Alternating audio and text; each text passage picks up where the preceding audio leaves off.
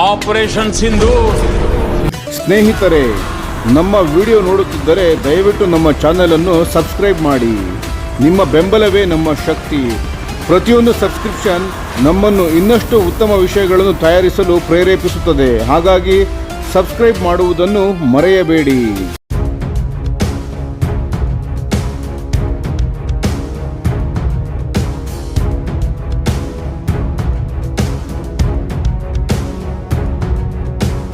ಭಾರತ ಈಗ ರಹಸ್ಯಮಯವಾದ 6ನೇ ತಲೆಮಾರಿನ fighter jet ರೇಸ್ಗೆ ನಿಧಾನವಾಗಿ ಆದರೆ ದೃಢವಾಗಿ ಕಾಲಿಟ್ಟಿದೆ. ನಮಸ್ಕಾರ ಗೆಳೆಯರೇ, ದೇಶ ಪ್ರೇಮಿಗಳೇ, ನಮ್ಮ ಯೂಟ್ಯೂಬ್ ಚಾನಲ್ಗೆ ಸ್ವಾಗತ ನಿಮಗೆ. ಆದರೆ ಗಮನಿಸಿ, ಇದು ದೊಡ್ಡ ಘೋಷಣೆಯೊಂದಿಗೆ ಆರಂಭವಾದ ಯೋಜನೆಯಲ್ಲ, ಬದಲಾಗಿ ಭಾರತದ ಅತ್ಯಂತ ಕಠಿಣ ತಂತ್ರಜ್ಞಾನ ಸಮಸ್ಯೆಗಳನ್ನು ಮೊದಲು ಪರಿಹರಿಸುವ ಟೆಕ್ನಾಲಜಿ ಫಸ್ಟ್ ಅಪ್ರೋಚ್ ಅನ್ನು ಆಯ್ಕೆ ಮಾಡಿಕೊಂಡಿದೆ. ಭಾರತದ DRDO ಇನ್ನೂ ಅಭಿವೃದ್ಧಿಯಲ್ಲಿರುವ 5ನೇ ತಲೆಮಾರಿನ AMCE ಫೈಟರ್ ಜೆಟ್ ಯೋಜನೆಯೊಂದಿಗೆ ಜೊತೆಯಾಗಿ ಭವಿಷ್ಯದ 6th generation fighter jet technologies ಮೇಲೆ ಕೆಲಸ ಆರಂಭಿಸಿದೆ. DRDOನ ರಹಸ್ಯ ತಂತ್ರ ಮೊದಲು ಮೆದುಳು ನಿರ್ಮಾಣ. ಭಾರತ ಸರ್ಕಾರ ಇನ್ನೂ ಅಧಿಕೃತವಾಗಿ 6th ಜನರೇಷನ್ ಫೈಟರ್ ಪ್ರಾಜೆಕ್ಟ್ ಅನ್ನು ಘೋಷಣೆ ಮಾಡಿಲ್ಲ, ಆದರೆ ನಿಜವಾದ ಕೆಲಸ ಈಗಾಗಲೇ ಆರಂಭವಾಗಿದೆ. ಈ ಕಾರ್ಯದ ಕೇಂದ್ರ ಬಿಂದುವಾಗಿರುವುದು DRDOದ ರಿಸರ್ಚ್ ಸೆಂಟರ್ ಇಮರತ್ RCI ಹೈದರಾಬಾದ್ನಲ್ಲಿರುವ ಭಾರತದ ಪ್ರಮುಖ ಏರ್ಬಾರ್ನೆ ಸೆನ್ಸಾರ್ಸ್ ಮತ್ತು ಏವಿಯಾನಿಕ್ಸ್ ಲ್ಯಾಬೊರೇಟರಿ ಸಂಸ್ಥೆ. ಇತ್ತೀಚಿನ ತಿಂಗಳುಗಳಲ್ಲಿ RCI ಭಾರತೀಯ ಪ್ರೈವೇಟ್ ಕಂಪನೀಸ್ ಮತ್ತು ಸ್ಟಾರ್ಟ್ಅಪ್ಸ್ ಜೊತೆಗೆ ಕ್ವಾಂಟಮ್ ಬೇಸ್ಡ್ ಏವಿಯಾನಿಕ್ಸ್ ಟೆಕ್ನಾಲಜೀಸ್ ಮೇಲೆ ಕೆಲಸ ಆರಂಭಿಸಿದೆ. 6ನೇ ತಲೆಮಾರಿನ ಯುದ್ಧ ವಿಮಾನಗಳಿಗಾಗಿ ಇವು ಅತ್ಯಂತ ಪ್ರಮುಖ ತಂತ್ರಜ್ಞಾನಗಳೆಂದು ಪರಿಗಣಿಸಲಾಗುತ್ತಿದೆ. ಕ್ವಾಂಟಮ್ ಏವಿಯಾನಿಕ್ಸ್ ಎಂದರೇನು, ಏಕೆ ಇದು ಮುಖ್ಯ? ಭಾರತ ಈಗ ವಿಶೇಷವಾಗಿ ಗಮನ ಹರಿಸುತ್ತಿರುವುದು quantum inertial navigation systems, quantum magnetometers, next generation atomic clocks. ಈ ತಂತ್ರಜ್ಞಾನಗಳ ವಿಶೇಷತೆ ಏನೆಂದರೆ ಇವುಗಳಿಗೆ GPS ಅವಲಂಬನೆಯ ಅಗತ್ಯವಿರುವುದಿಲ್ಲ. ಭವಿಷ್ಯದ ಯುದ್ಧಗಳಲ್ಲಿ GPS ಜಾಮಿಂಗ್ ಮತ್ತು ಸ್ಪೂಫಿಂಗ್ ಸಾಮಾನ್ಯವಾಗುತ್ತದೆ ಎಂಬುದು ಈಗಲೇ ಸ್ಪಷ್ಟವಾಗಿದೆ. ಸಾಮಾನ್ಯ ನ್ಯಾವಿಗೇಷನ್ ಸಿಸ್ಟಮ್ಸ್ನಂತಹ ಇಂತಹ ಪರಿಸ್ಥಿತಿಯಲ್ಲಿ ವಿಫಲವಾಗುತ್ತವೆ. ಆದರೆ ಕ್ವಾಂಟಮ್ ಸಿಸ್ಟಮ್ಸ್ ಭೌತಶಾಸ್ತ್ರದ ಮೂಲ ಗುಣಲಕ್ಷಣಗಳನ್ನು ಅಳೆಯುವ ಮೂಲಕ ಸ್ಥಾನ ಮತ್ತು ಚಲನೆಯನ್ನು ಅತ್ಯಂತ ನಿಖರವಾಗಿ ಪತ್ತೆ ಹಚ್ಚುತ್ತವೆ. RCIನ ಪ್ರಮುಖ ಗುರಿ ಈ ತಂತ್ರಜ್ಞಾನಗಳನ್ನು ಲ್ಯಾಬ್ ಮಟ್ಟದಿಂದ ಕಾಂಬ್ಯಾಟ್ ಏರ್ಕ್ರಾಫ್ಟ್ಗೆ ಸರಿಹೊಂದುವಂತೆ ಮಿನಿಯೇಚರೈಸ್ಡ್ ಮತ್ತು ರಗ್ಗಡ್ ರೂಪಕ್ಕೆ ತರಲು ಯೋಜನೆ ಹಾಕಿಕೊಳ್ಳಲಾಗಿದೆ. DRDO ಇದಕ್ಕಾಗಿ ಅಭಿವೃದ್ಧಿ ವೆಚ್ಚದ ದೊಡ್ಡ ಭಾಗವನ್ನು ತಾನೇ ಹೊರುವುದಕ್ಕೆ ಸಿದ್ಧವಾಗಿದೆ ಮತ್ತು ಅತ್ಯಂತ ಮುಖ್ಯವಾಗಿ ಈ ತಂತ್ರಜ್ಞಾನಗಳ ಇಂಟಲೆಕ್ಚುಯಲ್ ಪ್ರಾಪರ್ಟಿ ಸಂಪೂರ್ಣವಾಗಿ ಭಾರತೀಯವಾಗಿರಬೇಕು.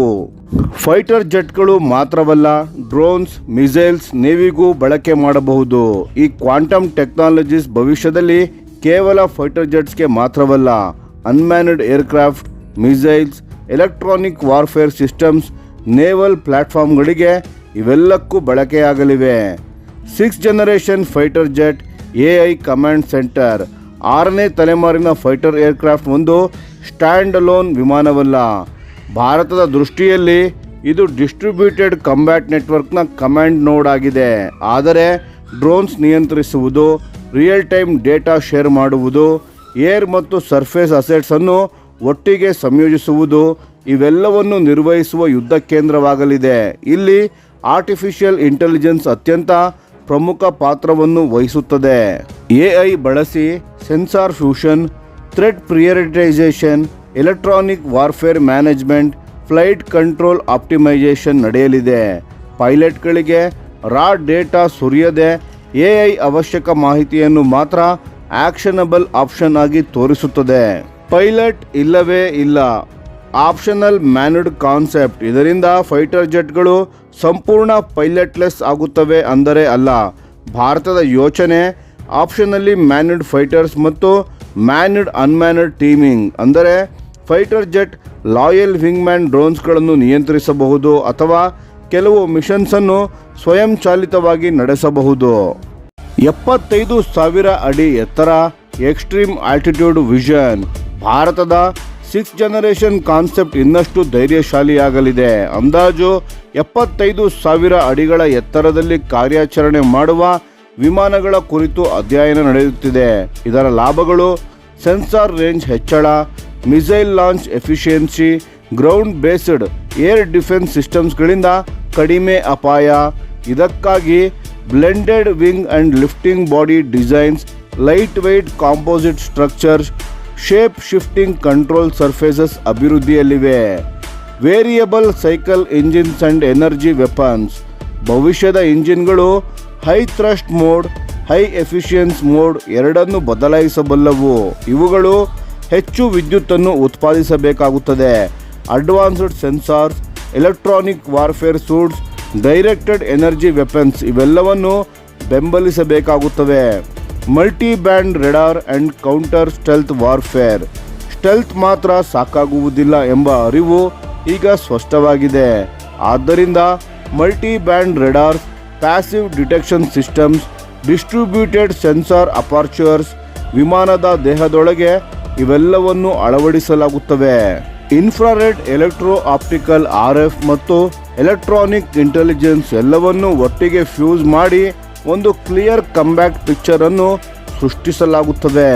ಎಲೆಕ್ಟ್ರಾನಿಕ್ ವಾರ್ಫೇರ್ ಸಿಸ್ಟಮ್ಸ್ ಮಿಷನ್ ನಡೆಯುವಾಗಲೇ ಎನಿಮಿ ರೆಡಾರ್ ಬಿಹೇವಿಯರ್ನ ಕಲಿತು ಜಾಮಿಂಗ್ ಟ್ಯಾಕ್ಟಿಕ್ಸ್ಗಳನ್ನು ಬದಲಾಯಿಸಬಲ್ಲವು.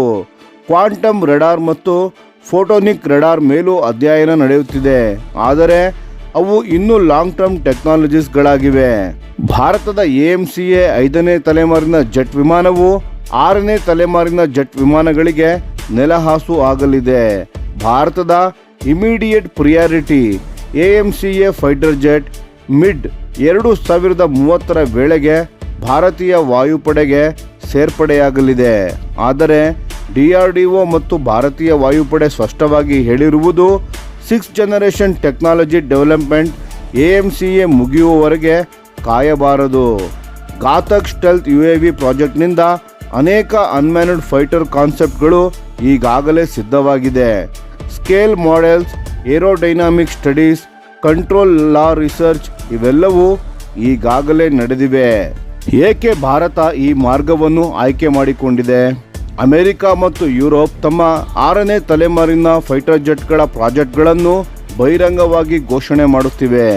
ಭಾರತ ಮಾತ್ರ ಶಾಂತವಾಗಿ ಆದರೆ ಗಂಭೀರವಾಗಿ ಕೋರ್ ಟೆಕ್ನಾಲಜೀಸ್ ಮೇಲೆ ಕೆಲಸ ಮಾಡುತ್ತಿದೆ. ಒಬ್ಬ DRDO ಅಧಿಕಾರಿಯು ಹೇಳಿದಂತೆ, ನೀವು 6th ಜನರೇಷನ್ ಫೈಟರ್ ಅನ್ನು ಘೋಷಿಸುವ ಮೊದಲು ಅದರ ಮೆದುಳು ಮತ್ತು ನರವ್ಯವಸ್ಥೆಯನ್ನು ನೀವು ಸ್ವತಃ ನಿರ್ಮಿಸಬಲ್ಲಿರಿ ಎಂಬ ವಿಶ್ವಾಸ ಇರಬೇಕು. ಭಾರತ ಅನುಸರಿಸುತ್ತಿರುವ ಈ ಟೆಕ್ನಾಲಜಿ ಫಸ್ಟ್ ಸ್ಟ್ರಾಟಜಿ ಭವಿಷ್ಯದ ಏರ್ ಕಂಬ್ಯಾಟ್ ಯುಗದಲ್ಲಿ ಅನುಸರಿಸುವುದಲ್ಲ, ಸ್ಪರ್ಧಿಸುವುದು ಎಂಬ ಸ್ಪಷ್ಟ ಸಂದೇಶವನ್ನು ನೀಡುತ್ತದೆ.